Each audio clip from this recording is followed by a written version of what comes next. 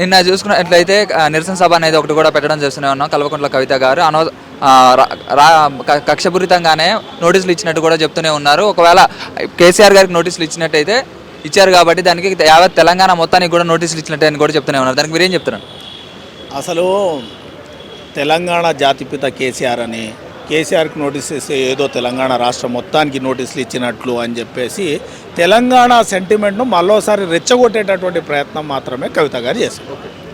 అసలు తెలంగాణ జాతిపిత కేసీఆర్ లేకుంటే కేసీఆర్ ద్వారానే తెలంగాణ వచ్చిందని అంటే 1200 మంది విద్యార్థి అమరవీరులను అవమానించినట్లే లెక్క.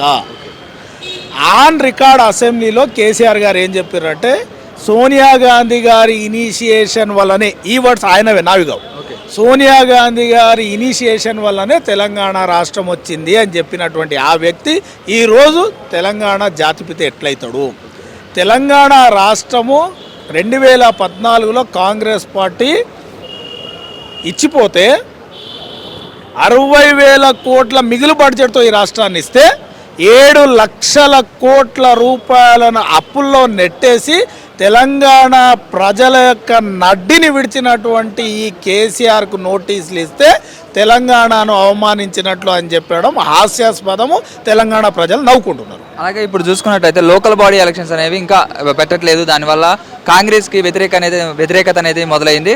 ఒకవేళ లోకల్ బాడీ ఎలక్షన్స్ పెట్టినట్టయితే ఓడిపోతారని చెప్పి పెట్టట్లేదని చెప్పి కూడా అంటున్నారు. ఎప్పుడు పెడతారు లోకల్ బాడీ ఎలక్షన్స్?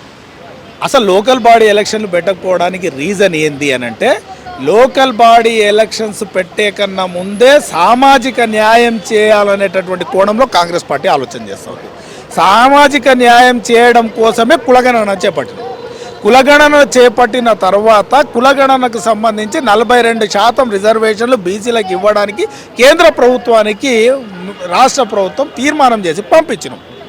కేంద్ర ప్రభుత్వం ఇంతవరకు ఆ 42% బీసీ రిజర్వేషన్ ఆమోదం చేయలేదు.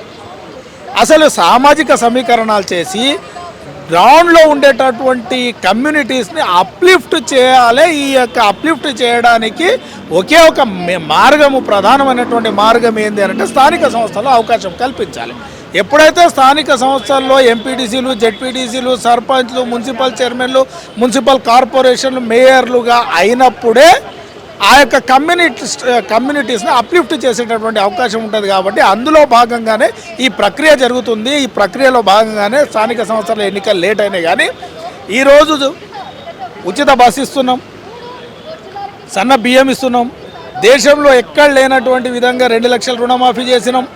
ఒకే ఒక సంవత్సరంలో ఏ రాష్ట్రంలో దేశ స్వాతంత్ర చరిత్రలో లేనటువంటి విధంగా 60,000 ఉద్యోగాలను భర్తీ చేసినాము.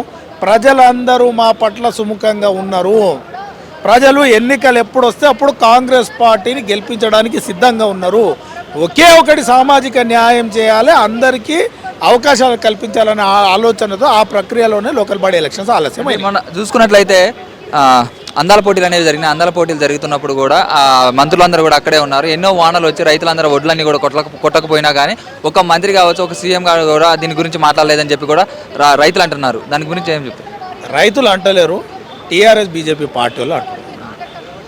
రైతులు ఈరోజు సంతోషంగా ఉన్నారు, ఎందుకంటే రుణమాఫీ జరిగింది వాళ్ళకి. అదేవిధంగా రైతులే బీదవాళ్ళు కాబట్టి 200 యూనిట్ల కరెంటు ఉచితంగా వాళ్ళకు వస్తూ ఉంది. సన్న ఓట్లకు బోనస్ ఇస్తున్నాం 500 రూపాయలు క్వింటాల్కి. రైతులు దే ఆర్ వెరీ హ్యాపీ. వాళ్ళ రైతులతో వీళ్ళందరూ కూడా అనిపిస్తున్నారంటారా? రైతులే గారు అనేవాళ్ళు బీఆర్ఎస్ కార్యకర్తలు. రైతులు ఎవ్వరు కూడా అన్హ్యాపీగా లేరు, హ్యాపీగా ఉన్నారు. ఒక్క వడ్ల గింజ కూడా లేకుండా, అది తడిసిన వడ్లు ఉండని, తడవని వడ్లు ఉండని, తేమ ఉండని, ఏ రకమైనటువంటి వడ్లు ఉండని ఒక్కొక్క గింజ కూడా రాష్ట్ర ప్రభుత్వం కొనుగోలు చేస్తుంది. రైతులు ఏం ఆలోచన చేయాల్సినటువంటి అవసరం లేదు. అంటే లోకల్ బాడీ ఎలక్షన్స్ పెట్టినట్టయితే ఏ పార్టీ, కాంగ్రెస్ పార్టీకి వ్యతిరేకత అనేది చాలా ఉంది.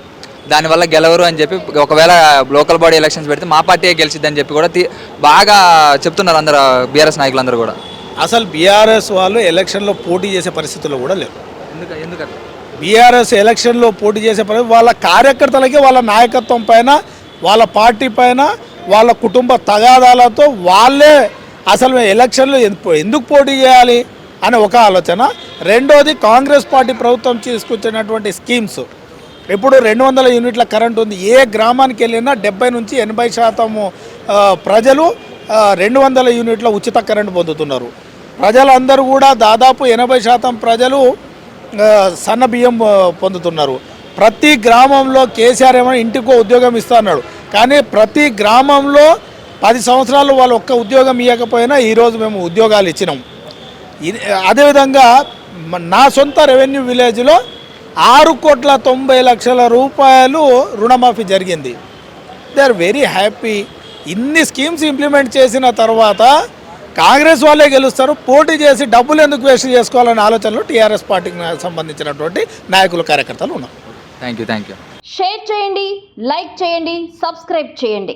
మరిన్ని వీడియోల కోసం బెల్ సింబల్ పై క్లిక్ చేయండి.